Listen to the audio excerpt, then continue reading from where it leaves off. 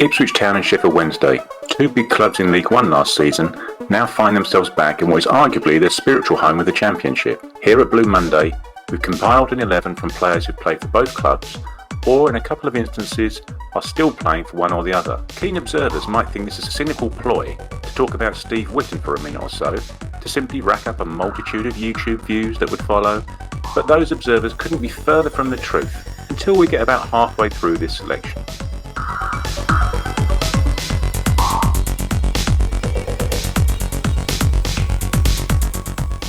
As is often the case with these combined teams, the goalkeeper position is often the most difficult to choose, with slim pickings to select from, and this is the case here, with serial loanee David Stockdale taking the gloves. Currently plying his trade for York in the National League, Ipswich were David's sixth loan club when he temporarily joined Paul Jewell's squad in 2011 from Fulham. He was a regular starter for the first half of the season until December, when he was recalled by his parent club. A number of solid seasons in the second tier for Brighton, a transfer to Birmingham, and further loan moves led David to Wycombe and then on to Sheffield, where last season he started the campaign but was dislodged by homegrown clubsman Cameron Dawson for the second half of their eventual cardiac arrest-inducing promotion season. Two of our back three are from previous times, one is still playing for one of the teams. That man is Essex boy Dominic Iorfa. Mick McCarthy brought England under-21 international Dominic to Ipswich on loan from Wolves in 2017, in what was the Irish Yorkshireman's last season in charge of the club. Predominantly used as a fullback in a solid if unspectacular backline, Dominic flitted in and out of the team, battling with Jordan Spence for the right back position.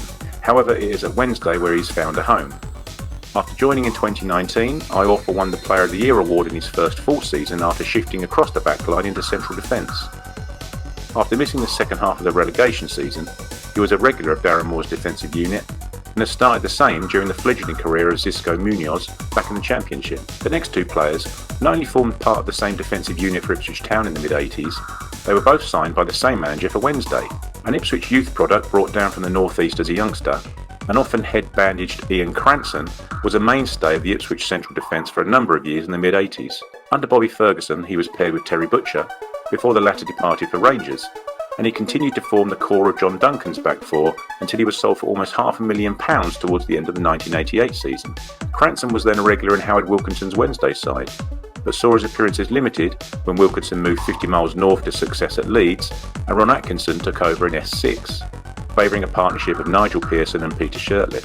Shortly after, Mick Mills, a former teammate of Cranson's who also knew a thing or two about defending, bought him for Stoke City, where he went on to play over 200 games. Steve McCall needs very little introduction to Ipswich fans, having been part of the legendary Bobby Robson squad of the late 70s and early 80s. Given the players ahead of him, his playing time was initially limited until George Burley got injured and Steve took over at fullback for the second half of the UEFA Cup winning season.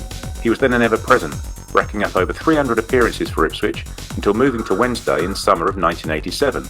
The year before, Cranson made the same move. Incidentally, another signing by Howard Wilkinson. Despite spending almost 5 years of his career in Yorkshire, his appearances were limited as he was beset by injuries. However, a move down to the West Country and the apparent healing properties of minced meat enclosed in a crimped pastry casing saw him play over 200 games for Plymouth, earning 2 Player of the Year awards in that time, either side of a spell with near neighbours Torquay. Having a somewhat difficult time finding defenders to fill those positions, we move into a richer seam of talent in midfield and attack. All 4 of our midfielders achieved success and promotions with their respective clubs. Londoner Steve Whitten had a middling career as a striker at Coventry, his beloved West Ham and Birmingham before signing for Sheffield Wednesday. His biggest contribution was arguably in his first season with the club, as his header at Hillsborough on the last day of the 88-89 season earned a 1-0 win against Middlesbrough in a winner-takes-all relegation scrap. This saw Ron Atkinson's Wednesday achieve Division 1 safety at their opponent's expense. A move to John Knowles Ipswich followed in January '91, due in no small part to their previous West Ham connections. Starting as a striker and scoring on his debut, a move to the right of midfield proved a loyal masterstroke and was an integral part of winning the league and promotion to the inaugural Premier League. The familiar sight of a Neil Thompson or Craig Forrest diagonal from left to right, followed by a Whitten knockdown into Kwame or Dazelle, along with the added ability to swing in delicious right-footed crosses, led to Whitten being an understated by some, but vital component of that team and that of the first Town Premier League squad. After Steve Whitten, it could be argued that we need not continue with the remainder of the team and everything's a downgrade from here on in, but I've been told we must. Bringing things up to date, Aussie Massimo Luongo is currently in his second spell with Ipswich. Having joined as a youngster on loan from Spurs during the fag end of Paul Jewell's time with Town, he was sent back to North London by Mick McCarthy as necessity required pragmatism for the ensuing relegation battle. Spells with both Swindon and QPR followed, during which, somewhat bizarrely, he earned a place on the Ballon d'Or long list for the 2015 campaign. Maybe it was this that persuaded Wednesday to sign him in August 2019. A frustrating stop-start 3 seasons in Sheffield showed fans glimpses of what he could do, and his performances when available were very decent. But injuries hampered Massimo from making any extended periods of time in the team. A forgettable 6 months in Middlesbrough led to a trial and subsequent permanent deal at Ipswich, where his dovetailing with Sam Morsey in the central midfield was key to the promotion out of League One in May and the ongoing momentum in the Championship. The sad news of Chris Bart-Williams' recent passing at the ridiculously early age of 49 served to highlight what a great player he was. As an elegant midfielder, he came to prominence at Sheffield, having signed from Leyton Orient as a 17-year-old. Wednesday were in a rich vein of relative success during his time, finishing third in the top division in 1992, the year before the top division became the Premier League, and then the following season reaching both domestic cup finals, all under Trevor Francis. He was a continued presence in Wednesday's midfield during their early Premier League years, before moving to Brian Clough's Nottingham Forest. Chris only played 1 season for Joe Rawls Ipswich, but he brought a real element of class and solidity to the midfield of a relatively gung-ho attacking team, which eventually lost to West Ham in the 2004 playoffs. During his time at Ipswich, he played alongside the remaining member in the engine room of our team. Jim Magilton's lack of playing time at Wednesday was very much to the benefit of Ipswich. Playing regularly in his first season under David Pleat and his replacement Ron Atkinson, once Danny Wilson took over in the summer of 1998, Jim found his playing time limited and was languishing in the reserves when George Burley approached Wednesday for a loan move. His impact at Ipswich was instant, and he became an immediate and integral starter of Burley's playoff-chasing teams. His insistence of a constant high level of quality in training and on the field lifted the performances of those around him. Forming a formidable partnership with fellow Ipswich legend Matt Holland, he was the Metgeist. Magilton scored a hat-trick in one of, if not the, greatest matches ever seen at Portman Road, as Ipswich reached the playoff final and eventual promotion to the Premier League in 2000. He continued to be a vital part of the initially successful Premier League team, which earned a place in the UEFA Cup 2 years running. Moving into our front three, I think we've covered power, skill and guile. After a stellar introduction into Everton's team as a 16-year-old, Francis Jeffer's career never progressed after he left them to become Arsene Wenger's Reynard Donlaboat. Unforgettable moves at Charlton and Blackburn then led him to becoming a loanee at Ipswich. Funnily enough, with Jim Magilton as manager, he was exactly what that team required and scored 4 goals in 7 starts, leading to numerous bids and an eventual conversation with the player after a fee had been agreed. Sadly, Jeffers was not happy with the offer on the table from an exasperated David Sheepshanks, and he refused the move to Portman Road. Sheffield Wednesday took full advantage of this by signing Jeffers the following close season. However, injuries almost immediately started to take their toll on his availability.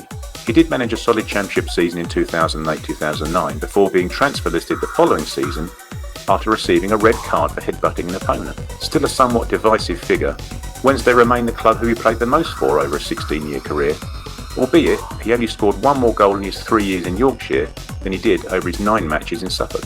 Another player who has sadly left us far too soon, Dalian Atkinson was a powerhouse forward but with skill to match.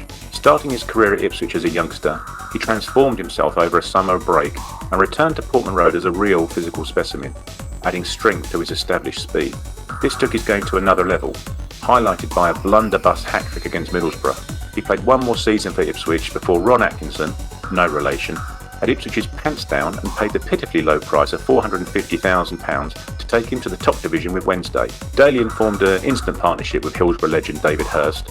However, this link would only last for 1 season, as the hours were relegated, necessitating the sale of Dalian, this time abroad to Real Sociedad to team up with John Aldridge. After a season in the sun and, by all accounts, thoroughly enjoying himself in the process, he eventually made a return to the UK with Aston Villa, scoring one of the most legendary Premier League goals of all time and getting closely acquainted with a man with an umbrella. Scoring winners in local derbies is never a bad thing to have on your CV and guarantees an affinity with the fans.